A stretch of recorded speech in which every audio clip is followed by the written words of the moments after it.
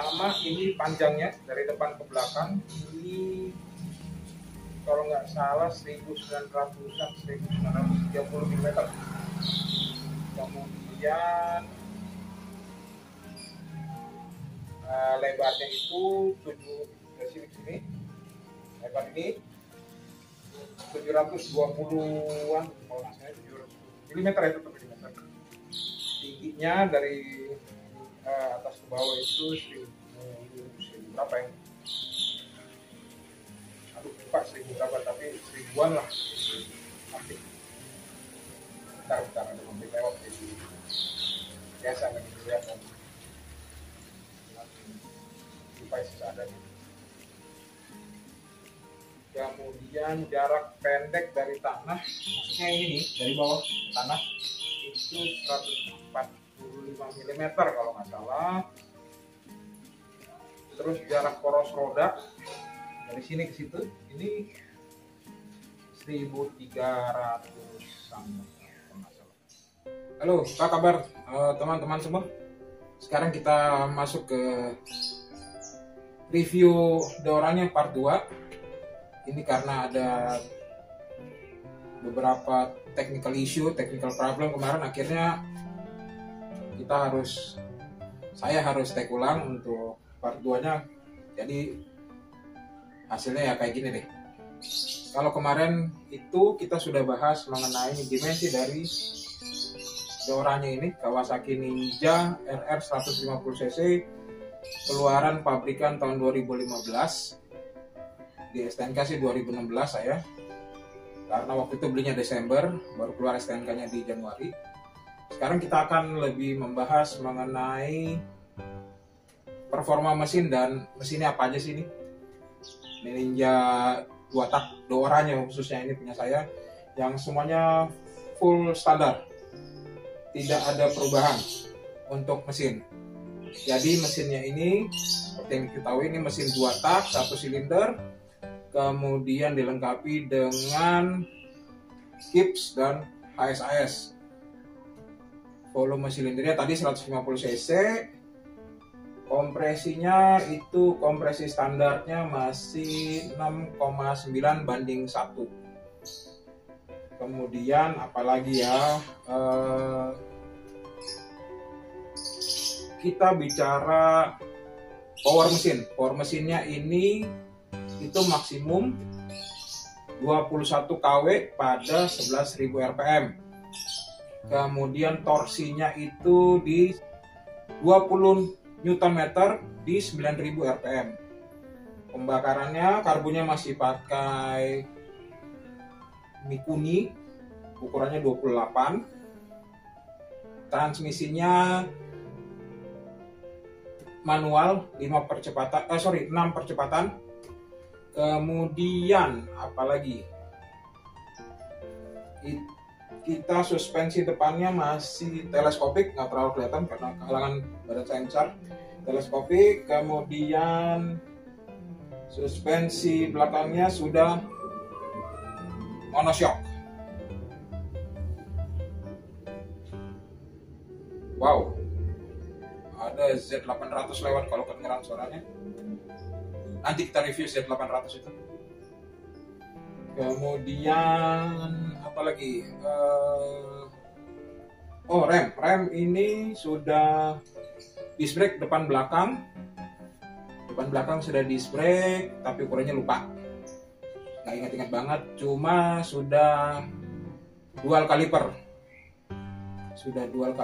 jadi pengereman harusnya lebih enak.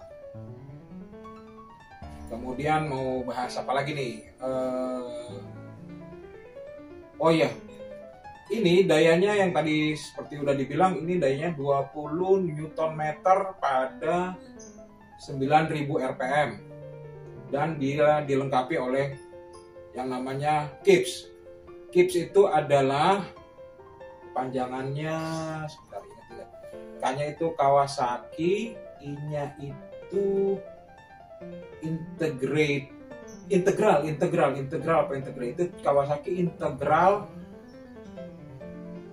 Power Valve System kalau nggak salah. Gimana cara kerjanya KIPS itu? KIPS itu jadi akan terbuka di 7000 rpm, kemudian powernya akan mulai meledak, dan begitu di 9000 rpm itu akan terasa yang namanya torsi yang 20 Nm itu akan terasa. Itu apa ya bahasanya ya? Tahu lah yang namanya dijambak setan tuh. Jadi kalau misalnya begitu torsinya terbuka maksimum, itu kita langsung kayak terhentak gitu, ada ledakan power tambahan gitu, boom.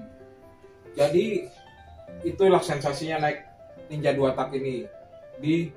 Begitu kita merasakan yang namanya ledakan tenaga itu, karena itu dibantu sama yang tadi KIPS itu, Kawasaki Integral Power Valve System.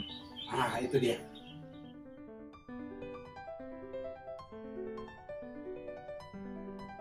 Ini kita akan perbandingan dengan beberapa motor di kelas 150 cc yang tipe-tipe baru lah yang saat ini. Ini sekali lagi, ini perbandingan hanya untuk tenaga mesin ya. Tenaga mesin dengan motor-motor lain. Orangnya dengan motor-motor lain yang di kelas 150 cc. Yang pertama itu Suzuki GSX 150 cc. Itu dia maksimum powernya 14,1 kW pada 10.500 rpm dengan torsinya maksimum di 14 Nm di 9.000 rpm. Jadi kebayang ya, yang tadi satu itu powernya 21, torsinya 20, yang ini 14,1, torsinya 14 Nm. Perbandingannya untuk power antara orangnya ini, Kawasaki Ninja 150 cc 2 tak dengan Suzuki GSX. Kemudian lagi ya, oh ya, Yamaha R15. Yamaha R15 itu powernya di 14,5 atau 14,6 berapa gitu, lupa saya, agak lupa. Oh, powernya itu 14,2 kW di 10.000 rpm. Sementara torsinya itu 14,5 apa 6 ya, Newton meter di apa ya, 8.000 rpm deh, lupa berapa. Kemudian ya itu untuk yang R15 ya. Kemudian untuk apa lagi yang 150 cc? Oh, CBR 150 cc itu powernya di 12,6 kW di 9.000 rpm dengan torsinya sebesar torsinya kalau nggak salah ya 14, berapa Newton meter gitu. 14, berapa Newton meter itu untuk CBR 150 cc. Secara teori kalau power mesinnya itu besar, secara teori itu akan lebih sulit dihandle. Karena apa? Karena tenaganya yang terlalu besar itu biasanya untuk menghandle yang powernya gede itu agak lebih susah. Itu kemungkinan besar seperti itu. Salah satu kelebihan dari motor ini adalah maintenance yang gampang, jadi tidak harus setiap bulan bolak-balik ke bengkel. Kemudian ya itu tadi, powernya yang besar itu bisa membuat motor ini jadi kencang. Cuma ya dibalik kelebihan itu, dibalik tenaganya yang besar, pasti handlingnya akan lebih susah dibandingkan dengan motor yang powernya lebih kecil. Kemudian apalagi ya, dengan tenaga sebesar yang tadi kita sebutkan, yang tadi gue bilang, maka konsumsi bahan bakarnya juga pasti akan lebih banyak dibandingin dengan motor-motor yang lain. Dan ini Ya seperti itulah, jadi emang pasti konsumsi bahan bakarnya lebih banyak. Kemudian dengan tenaga sebesar itu handlingnya juga pasti akan lebih rumit, dan waktu pengereman pun itu akan agak lebih susah untuk melakukan pengereman, apalagi kalau kita hanya mengandalkan rem belakang. Itu pasti bannya pasti akan sulit. Kalau nggak percaya coba aja sendiri, karena saya udah berapa kali coba. Makanya untuk teknik pengereman ini sendiri pasti akan beda-beda ya. Tidak semua orang itu bisa ngerem dengan benar, tapi tidak tapi itu bisa dipelajari. Bukan berarti gue bilang gue ngeremnya jago, sama sekali enggak. Cuma yang pasti kita mesti kenal karakteristik motor kita dulu seperti apa. Dan apakah motor ini bisa diajak jalan jauh atau tidak? Pasti bisa.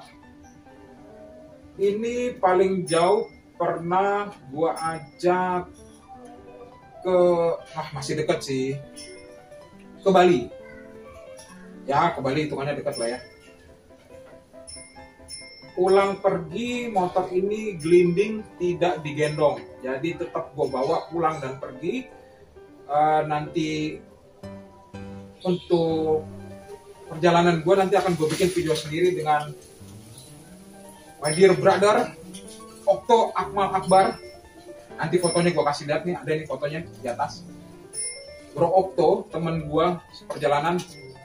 Waktu itu sebelum melakukan perjalanan ada beberapa part yang harus gue ganti. Yang pertama itu gue ganti adalah aki. Perjalanan waktu itu di tahun 2018. Motor gue beli tahun 2015 akhir, dan akinya belum pernah ganti. Akhirnya waktu pas mau jalan aki gue ganti. Kemudian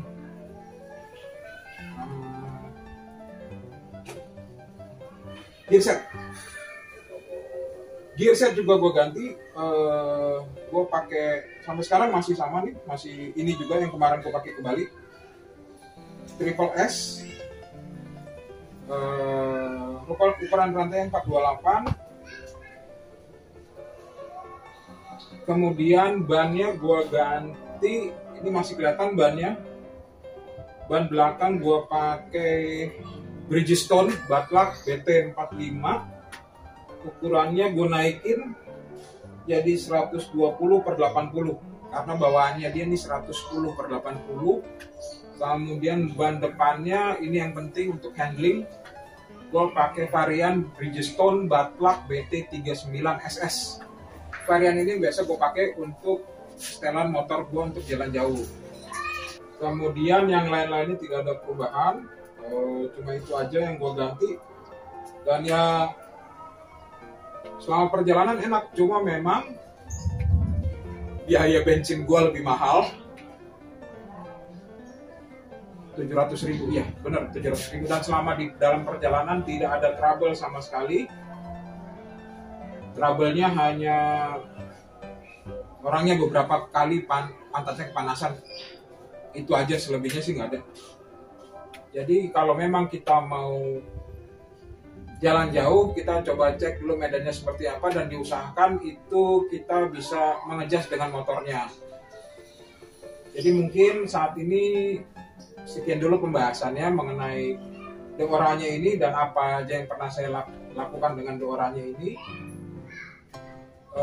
Sebelum deorannya saya punya Ninja juga, udah 2 kali saya punya Ninja. Yang sebelumnya itu Ninja R, nanti fotonya ada, nanti akan saya tunjukin. Oke, mungkin sekian dulu saat ini pembahasannya. Kalau ada komen, pertanyaan, bisa taruh di kolom komen di bawah. Thank you udah ngikutin. Sehat-sehat selalu. Thank you, bye-bye. Thank you, bye-bye.